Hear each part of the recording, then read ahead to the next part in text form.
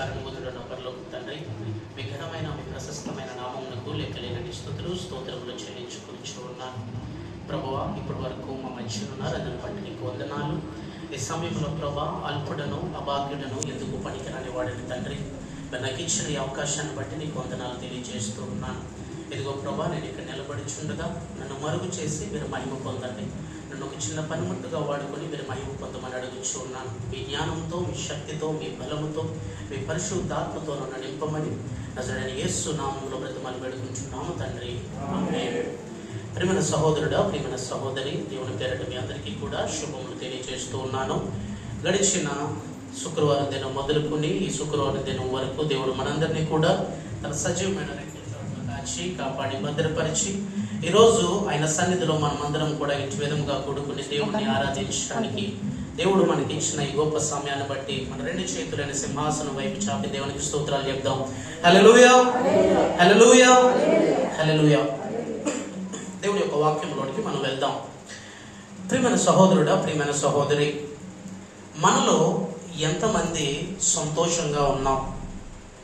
మనలో ఎంతమంది సంతోషాన్ని అనుభవిస్తూ ఉన్నాం? మనలో ఎంతమంది సంతోషం కోసం పరితపిస్తూ ఉన్నాం, వెల్లూరుతున్నాం? నేను ఎందుకు ఈ మాట మిమ్మల్ని అడుగుచున్నానంటే, సంతోషం అనేది ఒక సామాన్యుడి మానవ జీవితంలో ఒక ప్రాముఖ్యమైనది. ఒక సామాన్యుడి మానవుని జీవితంలో ప్రాముఖ్యమైనది అంటే, ఒక క్రైస్తవుని జీవితంలో సంతోషానికి ఇంకా ఎక్కువ ప్రాముఖ్యత ఉంది.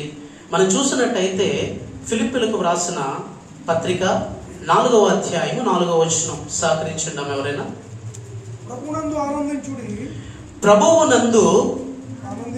ఆనందించుడి, మరలా చెప్పుదును, ఎల్లప్పుడూ ప్రభువునందు ఆనందించుడి, మరలా చెప్పుదును ఆనందించుడి. ఏంటంట? ఎల్లప్పుడూ ప్రభువునందు ఆనందించుడి, మరలా చెప్పుదును ఆనందించుడి. Rejoice in the Lord, and again I say rejoice. అంటే ఈ వాక్యము అపోస్తలుడైన పౌలు ఫిలిప్పు సంఘానికి రాస్తూ ఇటు విధంగా రాస్తున్నాడు. మనం గనక ఆ మొదటి అధ్యాయం మొదటి వచనం మనం చూస్తే ఇటు విధంగా ఉంటుంది.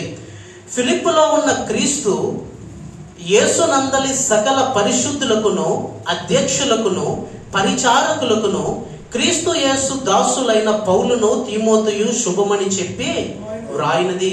ఈ మాటలు ఎవరికి రాస్తున్నారు? ఎవరు రాస్తున్నారంటే అపోస్తలుడైన పౌలు, మరి అదే విధంగా తీమోతి ఈ మాటలు రాస్తున్నట్టుగా మనం చూస్తున్నాం. ఎవరికి రాస్తున్నారు?